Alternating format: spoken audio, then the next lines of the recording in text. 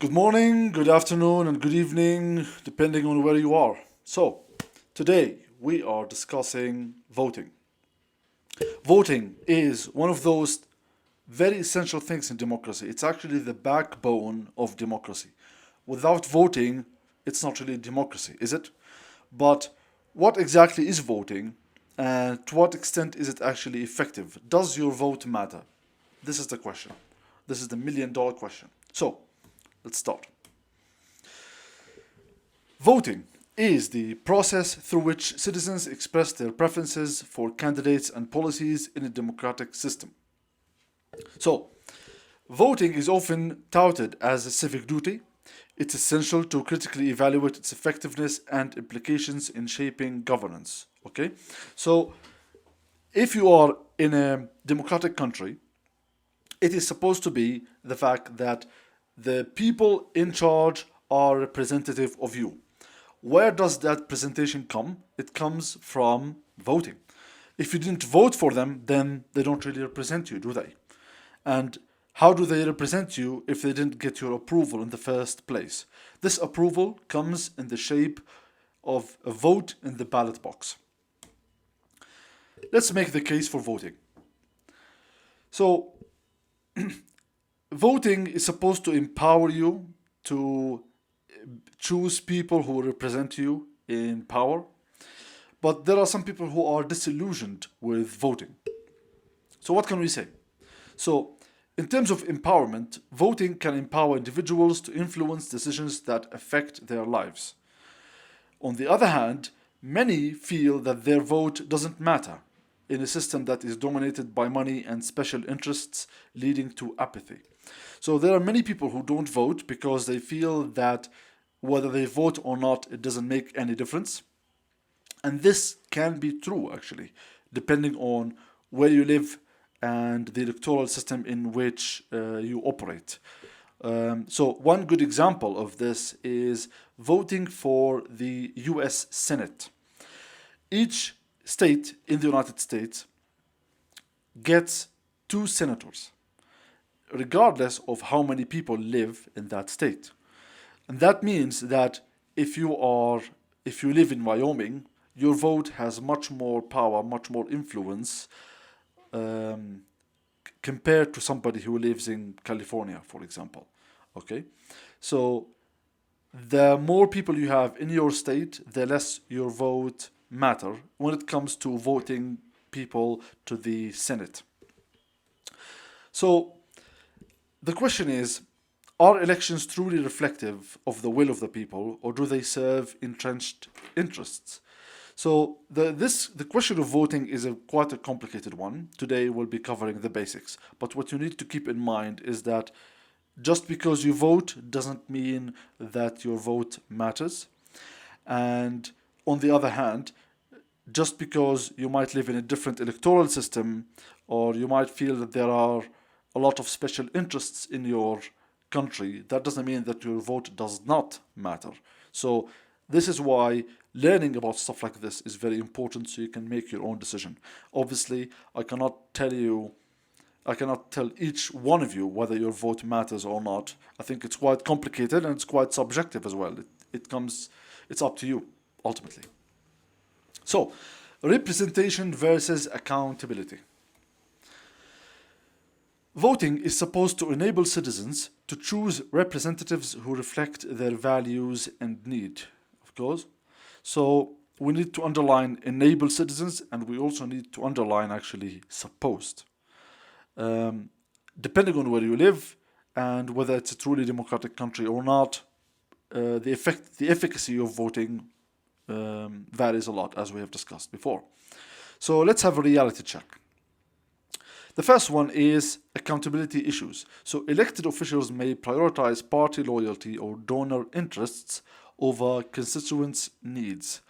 What that means is that in many cases, if not most of the cases, the moment the politician is elected into office, his main priority is to stay in office. And that means that the people who were more influential when it comes to bringing him to office are the ones who have the most power over him.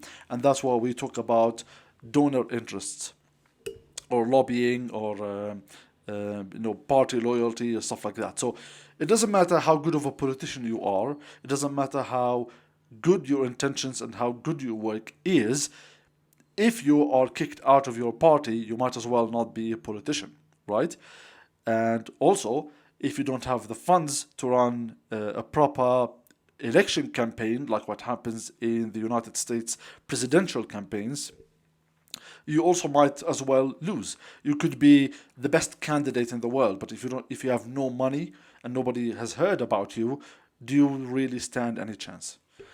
The second point is voter disenfranchisement. Systemic barriers can disenfranchise marginalized groups, questioning the fairness of representation. So it used to be the case that not everybody could vote depending on where you live. Now I think it's not that big of a problem. In many countries, you are allowed to vote via mail. So you can do that in the United States, you can do that in countries like France. But also, historically speaking, when voting started, it was only the people who paid taxes, only the landowners who could actually vote. That was the case in Britain, for example. So if you didn't pay taxes, you could not vote, and hence come the term taxation without representation. Also, there were many people who were not allowed to vote. So, let's say black people in the United States, women until quite recently in many countries. So, I think now it's not that big of a problem anymore, but it still stands in kind of indirect ways. What are the power dynamics of voting?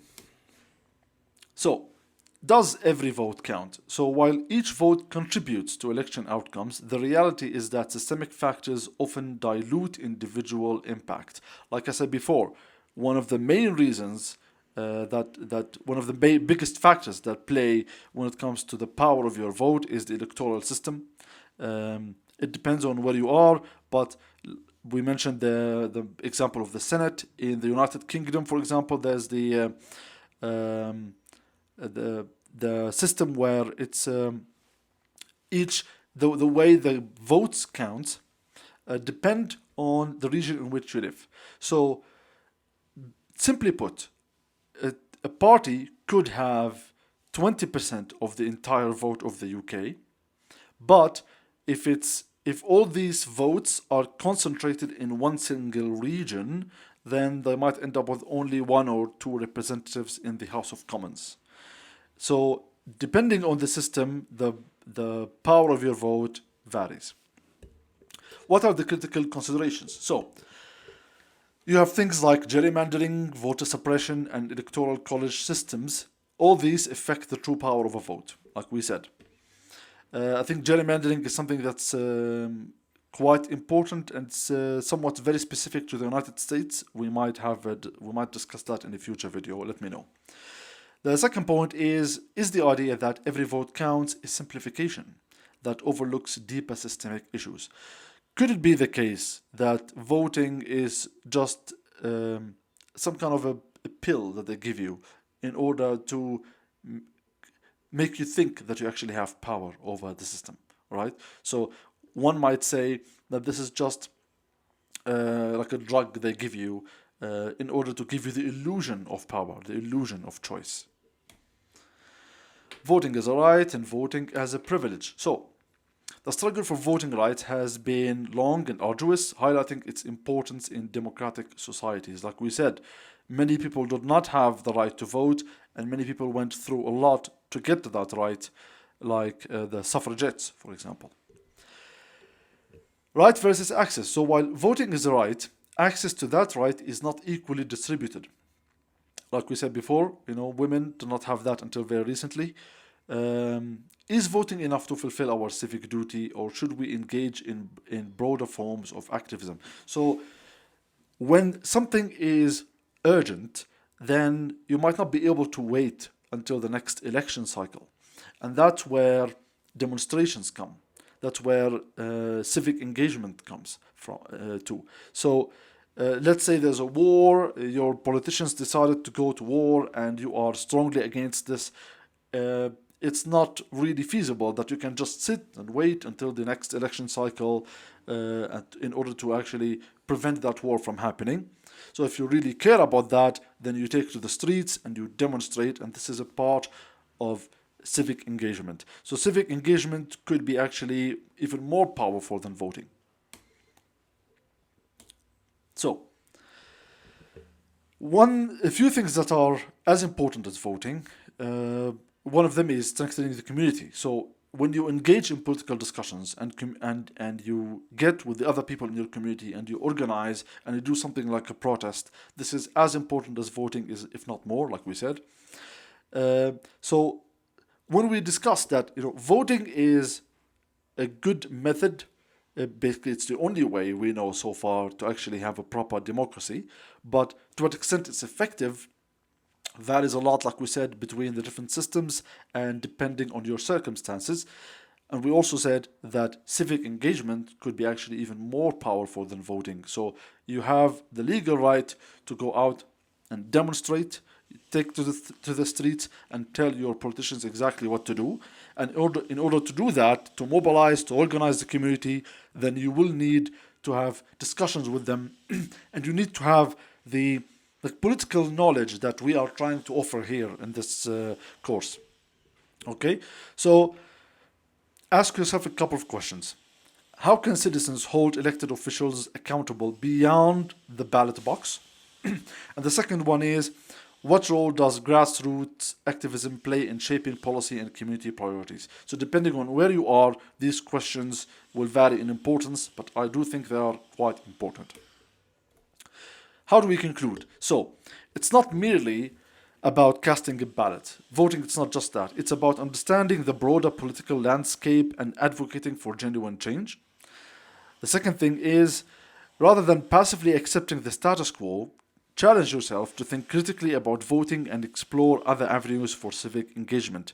So, the fact that you are here listening to me, this is one big step towards that. If you just do your research, try to learn your rights and responsibilities and the methods that you can have, the tools that you have to influence the power in your country, that will make your life and your presence in your society much more impactful. So, thank you, and I will see you next time.